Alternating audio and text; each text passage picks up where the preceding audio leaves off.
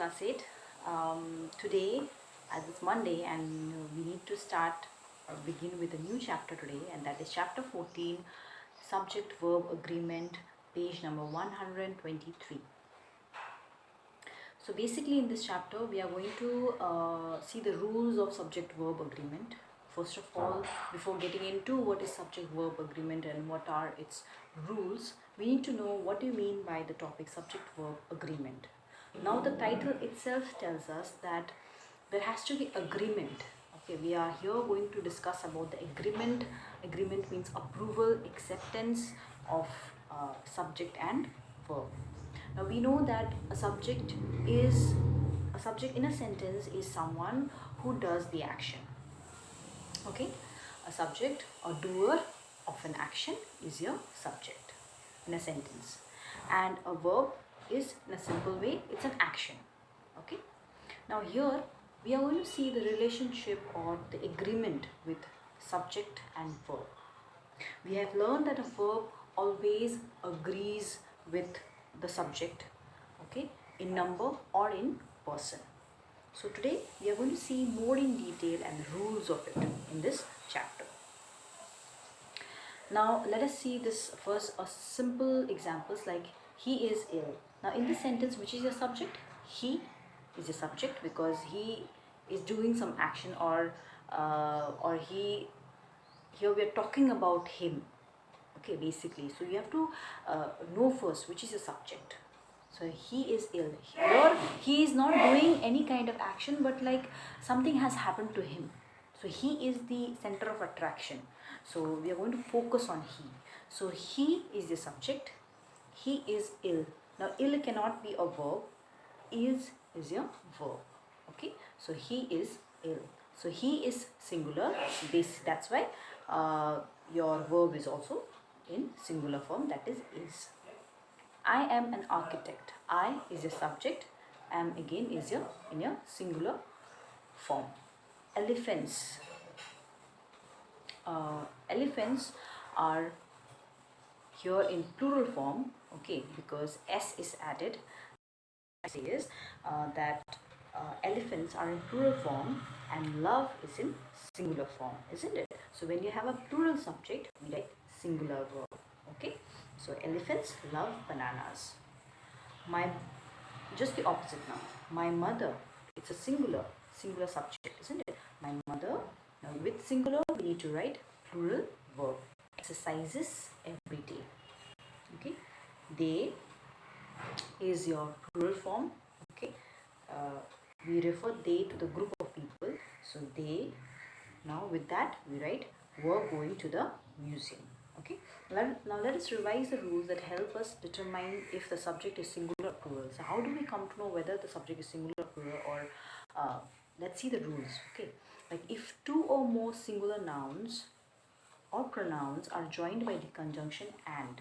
Okay, if two or more singular nouns, okay, like Rita and Meeta, these are two different singular nouns. When joined together, okay, with a conjunction and, if you are using the word conjunction and, and, Rita and Meeta, or Meeta and Rita, so for that we use a plural verb. Okay, Meeta and Rita are plural verb, students of the school. He and I were present in the conference. Now, rule number 2, when two nouns suggest the same idea, okay, when two nouns suggest the same idea or refer to the same person or thing, we use a singular verb. So when two nouns, okay, and they refer to the same idea, concept, okay, or referring to the same person or thing, we use singular, because they are referring to one only, the same person. So we are going to use singular verb for that, like the poet and novelist. So here are two nouns, poet and novelist. Both are nouns, and the poet and novelist is being honored. So both of them, okay, are referring to same action. Okay, that is, they both of them is been honored. So we use singular verb for that. That is. Okay. when two subjects together express one idea, the verb may be singular, for example. Now here they are saying that may be in a singular, like when two subjects together expresses one idea only, so maybe. So there is a chances that it might be in plural verb as well. So slow and steady wins the race. Rule number 4, if the singular subjects are preceded by each or every. Now what do you mean by preceded? When a sentence, okay, when a singular subject begins with each or every, the verb is usually singular. Okay, like every potter, farmer and blacksmith was present at the gathering. So here the sentence begins with every, or even if it begins with each, so we use singular verb for that. Rule number 5, a collective noun. Collective noun is like, what do we call a collection of ship, or these are your collective nouns, right? So for collective noun, it takes a singular verb again. Okay, when the group is considered as a unit. So when a group is considered as one unit, we take it as a singular verb. Okay, like the committee has accepted your resignation. So the whole committee has accepted your resignation. So we take singular. But however, if we are referring to the members of the unit individually, now when you are referring to in a group only, if you are referring to in a group only, if you are referring to one or the other, like individually if you are referring, so then it will take a plural verb. Okay, so however, if we are referring to the members of the unit individually, a plural verb is used. For example, the committee members are divided in their opinion. So obviously they'll have different opinion about, you know, the following topics. So when you have to understand whether it is about the same idea or whether it is about different, or whether you're taking it as a group or as a unit or as an individual, so that depends. So if you're taking it as a unit, as a one, it has to be singular. But if you're taking as an individual, particularly one each in a group, so that time it will take a plural verb. Okay, next rule, some nouns are plural in form but singular in meaning. Now some nouns seems to look like plural in form, but it is actually singular, like physics, PHYSICS, physics. Now we have this concept in our mind that whenever we add s to any word, it makes it singular to plural form, but it's not like that. Now there are some examples here, like physics. Now the word physics is the name of a subject. Okay, adding s or ends with s does not mean it's in a plural form. So physics, so it looks like it is in a plural form, but it is in a plural form. It looks like it is in a plural form, but it is singular in meaning. So that's why we use a singular verb.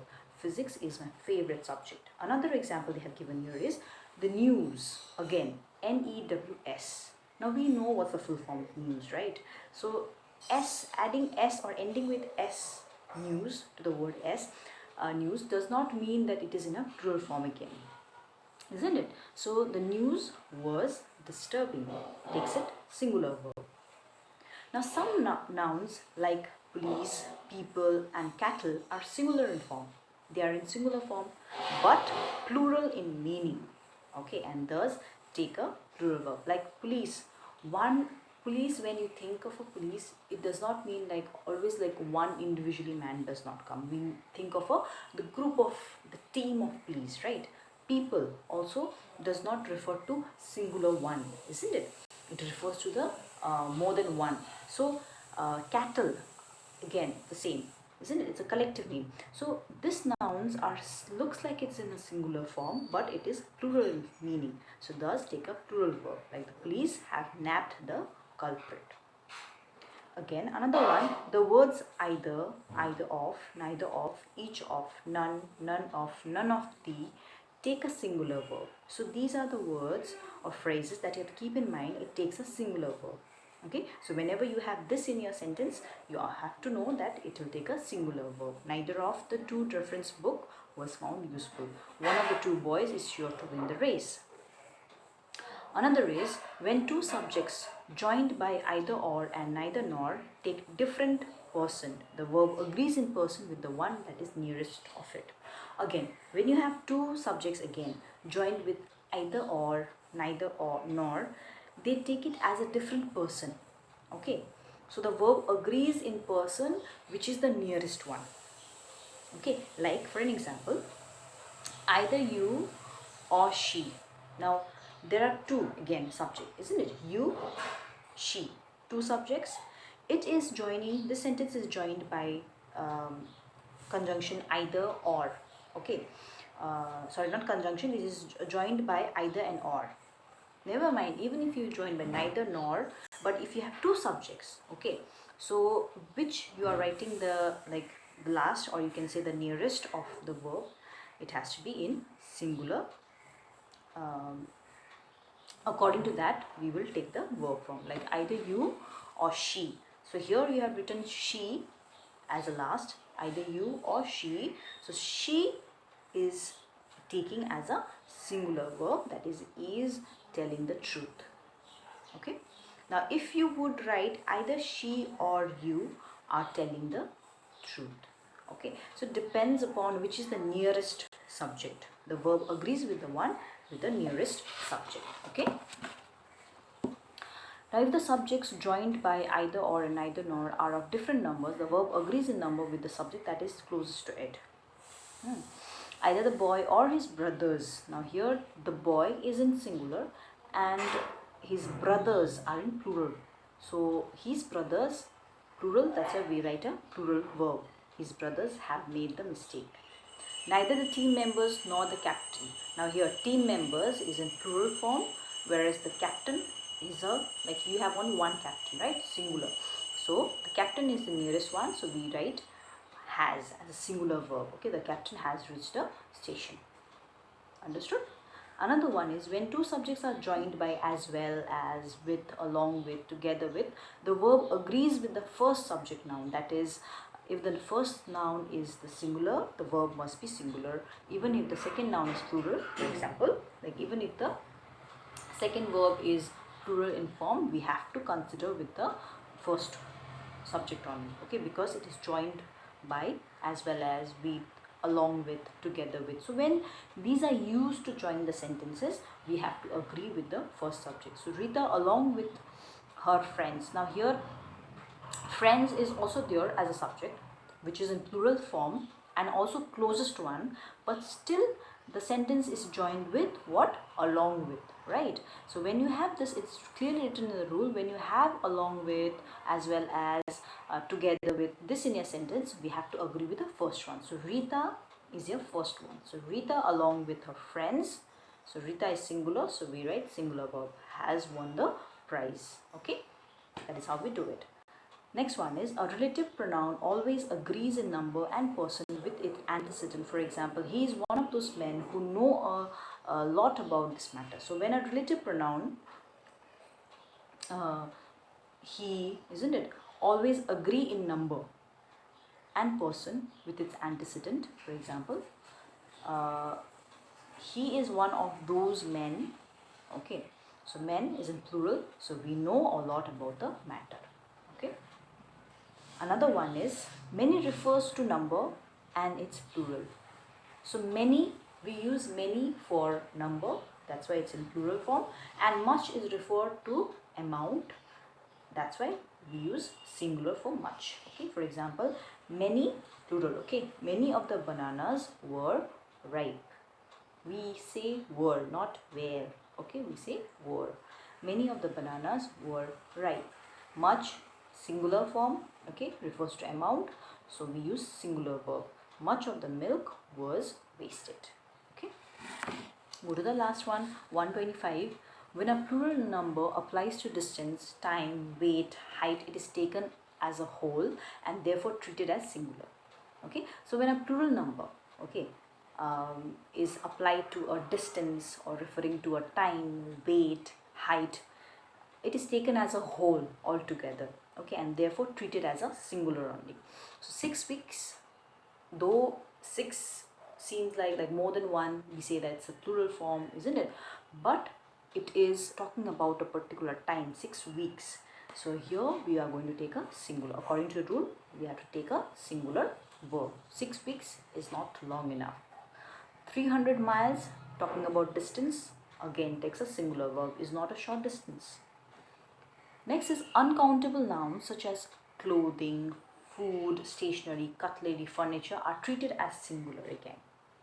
And therefore take a singular verb. For example, the furniture is expensive. Okay. Next one, both always takes a plural verb. Now when you have both in your sentence, it takes a plural verb. Both the girls were felicitated. Okay. Next one, when an off phrase, off phrase follows a percentage, fraction or an amount, the verb agrees with the noun pronoun closest to it, again with the closest one. Okay, for example, 1/3 of the population. Okay, 1/3 of the population is in singular. Okay, so is poor. 1/3 of the villagers plural s, so have brick houses here. Okay, and the last one is with quantifiers like all, some and few. Quantifiers means we talks about quantity. Okay, all, some and few. The verb agrees with the noun or pronoun closest to it. For example, some of the banana cake is in the tin. Some of the muffins were very hard. Okay, so these are some of the rules that we need to keep in mind for subject verb agreement. Okay, there are many rules, and this topic which you're going to read not just for class 8 but 9 and 10, and it's very important when you're framing a sentence, when you're writing it, when you're talking it. Okay, when you're speaking it. So just explaining will not make it clear. Definitely you have to go with the rules again and again. Okay, you have to read yourself. You have your book with you, so go through once page 123, 124 and 125. If you strictly follow the rules of this topic, right, so you can easily work on these exercises all by yourself. Okay, so as a homework, I want you all to read this chapter by yourself. Go through once, get the rules in your mind, lock it. Okay, and if any doubt, let me know, and then we'll start with the exercises in your next class. Okay, that's all for today. Thank you.